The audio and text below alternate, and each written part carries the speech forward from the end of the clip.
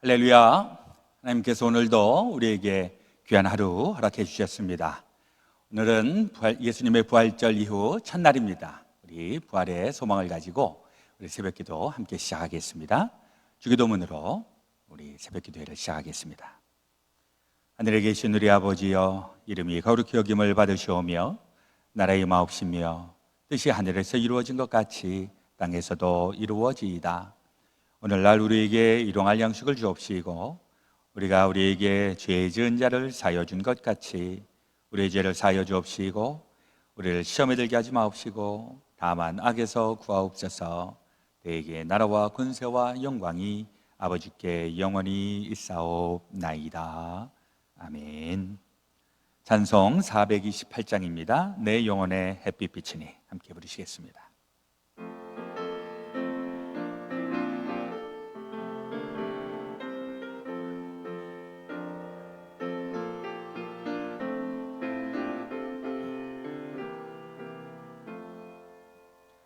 내 영혼의 햇빛 비치니 주 영광 찬란해. 이 세상 어떤 빛보다 이 빛 더 빛나네. 주의 영광 빛난 광채 내게 비춰 주시옵소서. 그 밝은 얼굴 배울 때 나의 영혼 기쁘다. 내 영혼에 노래 있으니 주 찬양합니다. 주 귀를 기울이시사 다 듣고 계시네. 주의 영광 빛난 광채 내게 비춰 주시옵소서. 그 밝은 얼굴 배울 때 나의 영혼 기쁘다.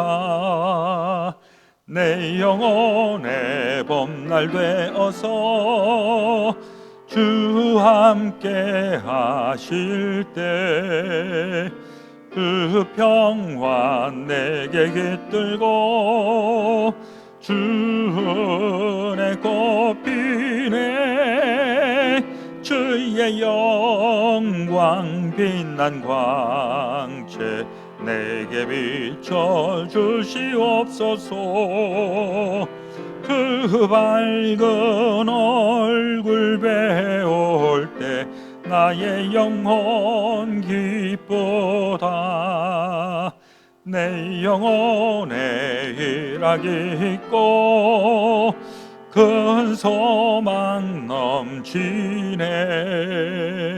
주 예수 복을 주시고 또 내려주시네. 주의 영광 빛난 광채 내게 비춰 주시옵소서. 그 밝은 얼굴 배울 때 나의 영혼 기쁘다. 아멘. 함께 기도드리겠습니다. 참 좋으신 우리 아버지 하나님, 저희들에게 오늘도 우리 귀한 하루 허락해 주시니 감사드립니다. 오늘 우리 주님의 부활을 지나고 나서 이제 부활의 절기의 첫 날을 맞이하게 하시니 감사합니다. 우리 주님 부활하신 것처럼 우리의 삶 가운데에서도 부활의 놀라운 역사가 나타나게 하여 주옵소서. 특별히 아직도 슬픔과 절망과 어둠 가운데 있는 저희들의 인생과 형편을 굽어 살펴주시고 우리 이 안에 예수 그리스도의 부활의 소식이 울려 퍼지게 하시며 소식뿐만 아니라 우리 가운데 부활의 능력과 부활의 그 놀라운 역사를 날마다 경험하며 나아가게 하여 주시옵소서. 코로나 바이러스로 인하여 연일 저희들 가운데 어려움이 있습니다. 하나님, 많은 희생자와 또 그 희생을 또 비롯하여서 여러 가지 어렵고 힘든 상황, 그러나 이 모든 것도 주님 앞에 올려놓습니다.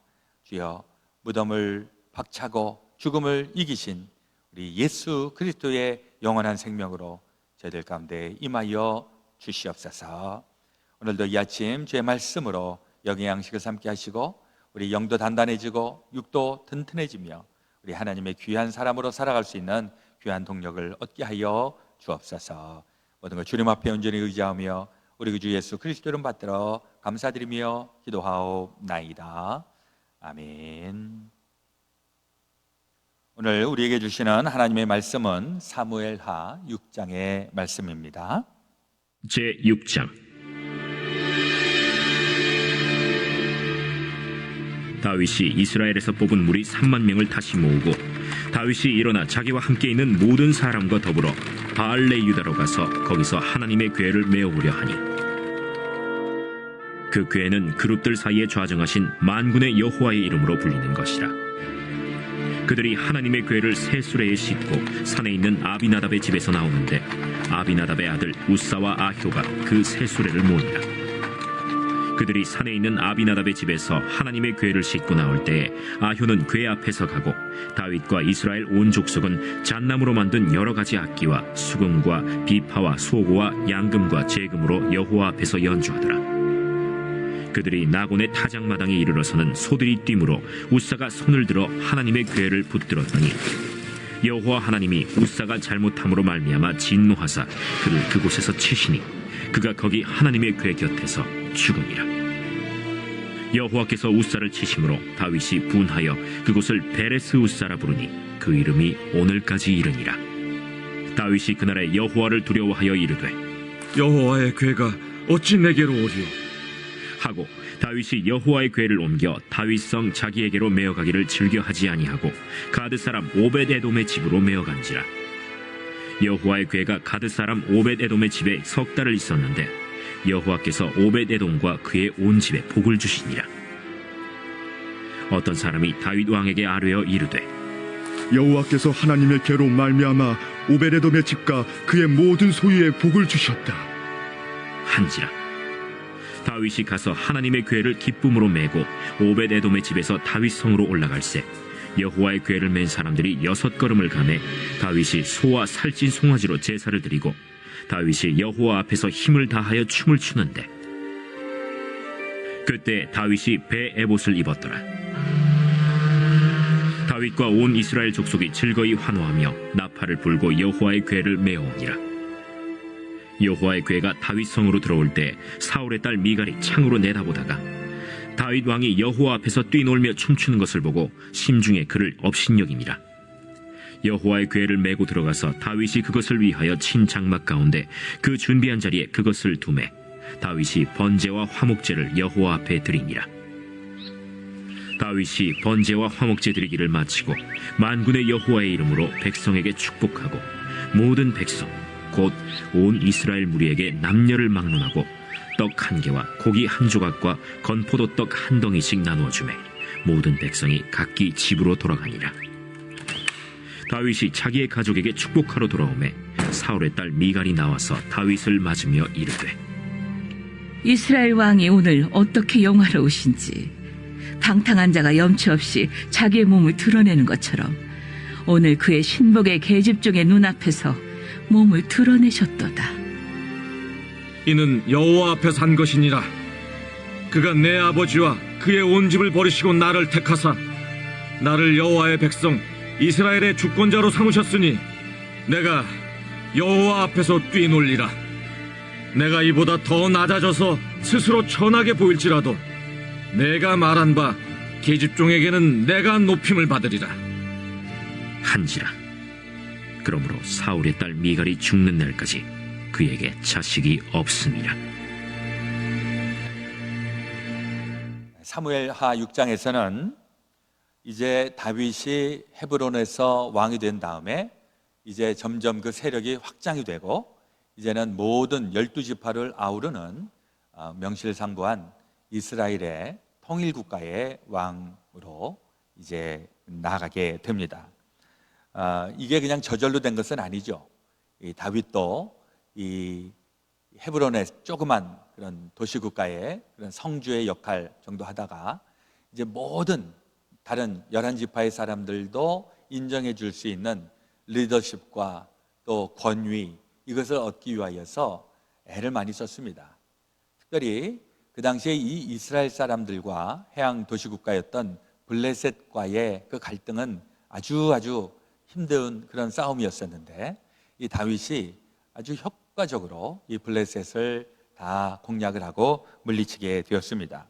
그래서 사무엘하 5장 17절 이하에 보면 이 블레셋, 사실 블레셋은 그 이스라엘을 계속해서 공격하고 회방하고 했기 때문에 이 이스라엘 사람들이 제대로 이 가나안 땅에 정착할 수 없었던 그런 상황이었었는데, 이제 다윗의 리더십과 또 다윗의 군사력, 이것이 이제 이 블레셋을 효과적으로 물리치면서 점점 세력이 단단해지는 것이죠.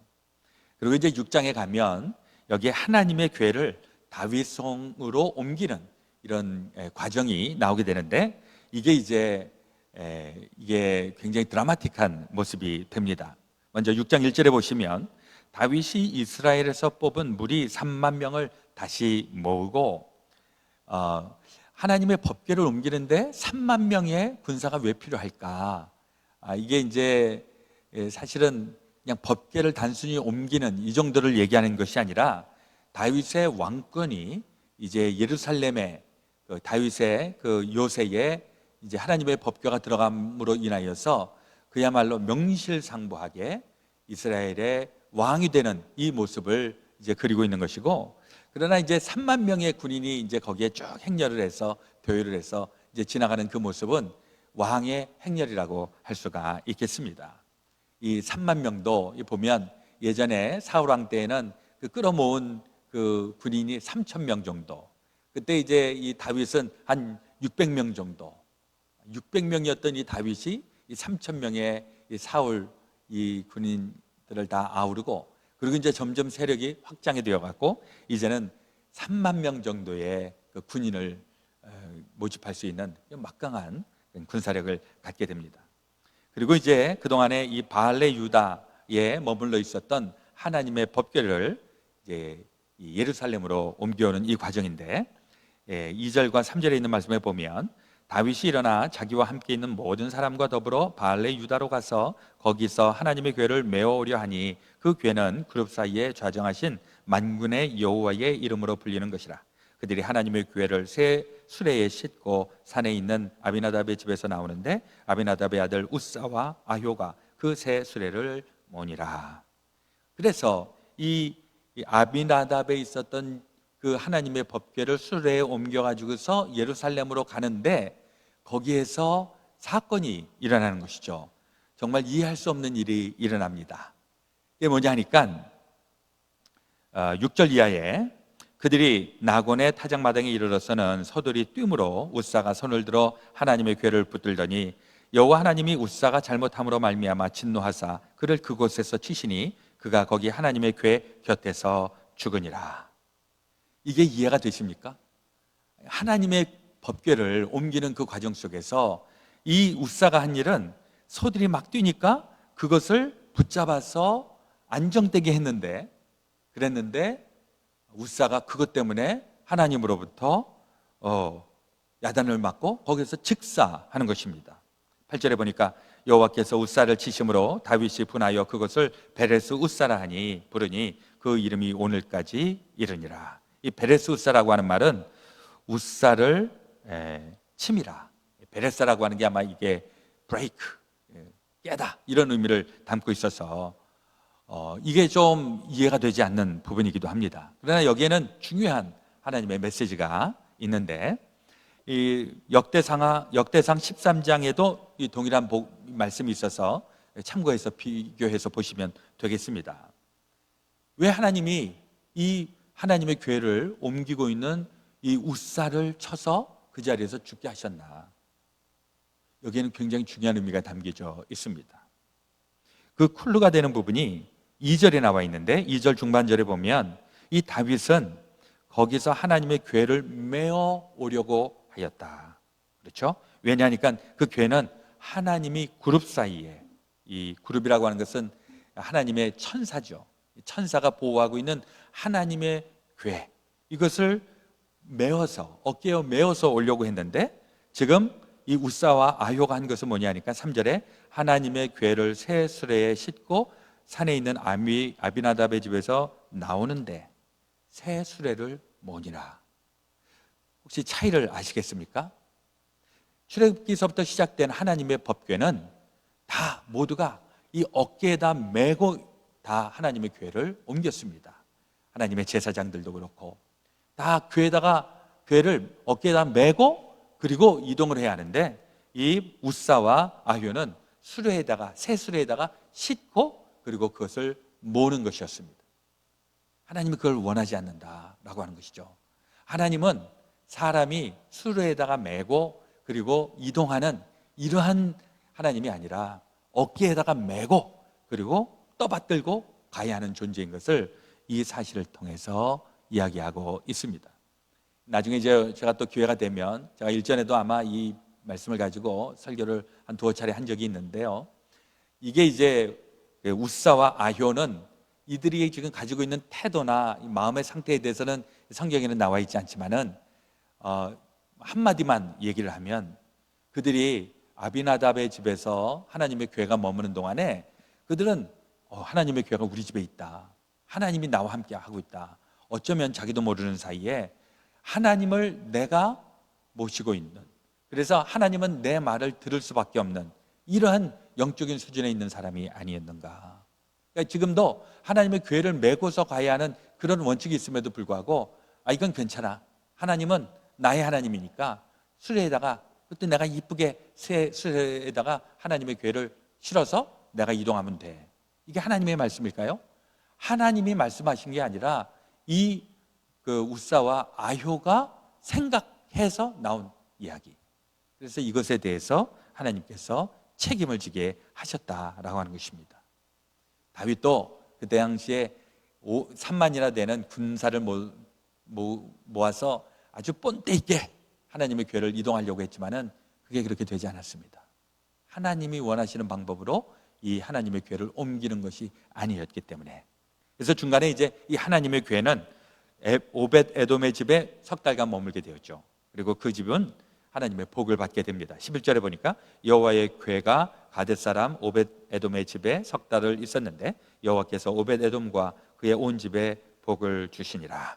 이제 그리고 나서 이제 다시 석 달이 지난 다음에 하나님의 법궤가 다시 예루살렘으로 오게 되는데, 그때에 이제 다윗이 했던 것은, 여기에는 뭐 군인이 3만 명이 모였다는 얘기도 없고 그 다음에 누가 수레에 끌었다는 이런 내용도 없습니다. 13절에 보면 여호와의 궤를 맨 사람들이 6걸음을 가매 다윗이 소와 살찐 송아지로 제사를 드리고, 하나님의 방법으로 하나님의 궤를 옮기는 이 과정을 통해서 하나님은 예루살렘 다윗의 성에 도착을 하게 되는 것입니다. 다윗은 기뻐하며 즐거워했습니다. 14절에 다윗이 여호와 앞에서 힘을 다하여 춤을 추는데 그때 다윗이 배 에봇을 입었더라. 막 하나님의 궤가 자기네 성에 들어오니까 말할 수 없이 기뻐하는 겁니다.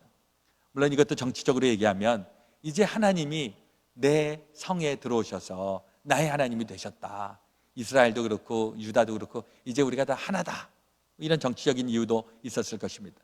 그러나 여기에서 다윗의 지금의 마음은 하나님이 마침내 내 성에 오시다니 너무너무 감격스럽고 말할 수 없이 기쁩니다. 내가 꿈에도 그리던 우리 하나님 앞에 하나님과 함께 동행하며 살게 되었다니, 그 부분 가지고 이 다윗이 기뻐 뛰며 춤을 추었는데 이게 다윗이 축복을 받는 비결이 됩니다. 그런가 하면 그때 이 다윗이 춤추며 막 노는 걸 보는데 얼마나 열심히 춤을 췄는가. 그만 그 옷이 싹 이렇게 내려가면서 엉덩이가 보일 만큼 다윗이 그렇게 미친 듯이 춤을 추고 있는데, 그 모습을 보고 있었던 이 다윗의 부인 미갈이 비웃었다, 이런 대목이 나오죠. 16절에 다윗의 개가 다윗성으로 들어올 때에 사울의 딸 미갈이 창으로 내다보다가 다윗 왕이 여호와 앞에서 뛰놀며 춤추는 것을 보고 심중에 그를 업신 여기니라. 이 미갈은 같은 상황에 있었지만은 하나님을 보기보다는 다윗의 부끄러운 모습을 봅니다. 이게 우리에게도 적용이 되는 것은 우리가 똑같이 예배를 보고 똑같이 하나님의 임재 가운데 있다고 할지라도 누구는 하나님을 향해서 예배를 하고 그 안에서 기뻐하는 이런 사람이 있는가 하면 같은 현장, 같은 시간에 있을지라도 하나님이 보이지 않는 사람, 그런 사람들은 당연히 사람이 보일 것이고 상황이 보일 것입니다. 저 사람이 어떻고 저 상황이 어떻고, 이제 그런 사람들에게 나타날 수 있는 방법은 하나님에 대한 뜻이 아니라 자기 생각이 나타나면서 그만 자기의 판단, 자기의 말, 이것으로 실패할 때가 있다는 것입니다. 나중에 이제 결과적으로 나왔지만은 그 이후로 미갈은 출산의 길이 끊기게 되지 않습니까? 23절에 그러므로 사울의 딸 미갈이 죽는 날까지 그에게 자식이 없으니라. 옛날 사람들 아기가 없으면은 굉장히 좀 인생이 복되지 못한 인생이라고 옛날 사람들이 그렇게 생각했죠. 미갈이 이제 그러한 사람으로 이제 여겨짐을 받게 되는 것입니다. 우리 하나님의 괴가 자기의 성으로 들어가는 그것에 대해서 기뻐하고 감격하고 즐거워했던 그 다윗, 우리의 모습 되어지기를 소망합니다. 요즘 우리 교회도 이게 교회를 출입할 수 있는 일들이 옛날처럼 자유롭지가 않아 갖고, 어저께도 우리 예배 마치고서 이제 교회 방문하신 분들, 교회 와서 잠깐 기도하고 가시는 분들 보니까 눈시울이 뜨거워지시고 또 감격해 하시고 이런 모습들을 제가 보았는데요. 하나님의 성전을 사모하는 사람들, 주의 임재를 사모하는 사람들, 하나님께서 그에게 귀한 복으로 갚아주시기를 주의 이름으로 축원을 드립니다.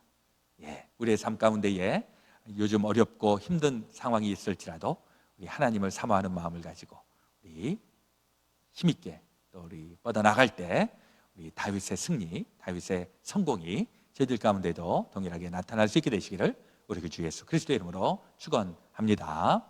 아멘. 오늘 기도하실 때 우리 가운데에 또 여러 가지 바이러스로 어려움을 당하고 있는 분들 우리 마음에 품고 같이 기도하기 원합니다. 우리 희생당하시고 또 고통당하고 계시는 분들 마음에 품고 하나님의 자비하심을 함께 기도해 주시고, 우리 또 이 바이러스 퇴치를 위하여서 애쓰고 있는 사람들에게 우리 하나님께서 힘 주시고 또 그들이 단단히 설 수 있도록 우리 함께 중보해 주시기를 부탁을 드리겠습니다. 자, 먼저 기도하겠습니다. 하나님 우리 아버지, 우리 그 주 예수 그리스도의 부활의 사건이 우리 가운데에 점점 울려 퍼지기를 소망합니다. 특별히 죽음의 기운이 넘치고 있는 이 세대 가운데 부활의 소식이 울려 퍼지게 하시고, 우리가 부활의 소식만 듣는 것이 아니라 부활의 능력을 힘입게 하여 주시옵소서. 이 바이러스로 인하여 고통당하고 있는 분들에게 주여 이길 수 있도록 힘 주시고 능력 주시고, 절망이 변하여 하나님의 희망 되게 하여 주시옵소서. 또 이 바이러스를 또 물리치기 위하여 애쓰고 있는 사람들에게도 우리 하나님 놀라우신 하나님의 은혜로 주님 함께하여 주옵소서. 이제는 우리 구주 예수 그리스도의 놀라우신 대속의 은혜와 하나님 아버지의 무한하신 사랑하심과 성령님의 감동 감화 교통 역사하여 주심이 주의 사랑하는 모든 성도들과 그들의 삶 가운데, 가정 가운데, 자녀들 가운데 지금부터 영원토록 함께하여 주옵시기를 간절히 축원하옵나이다. 아멘.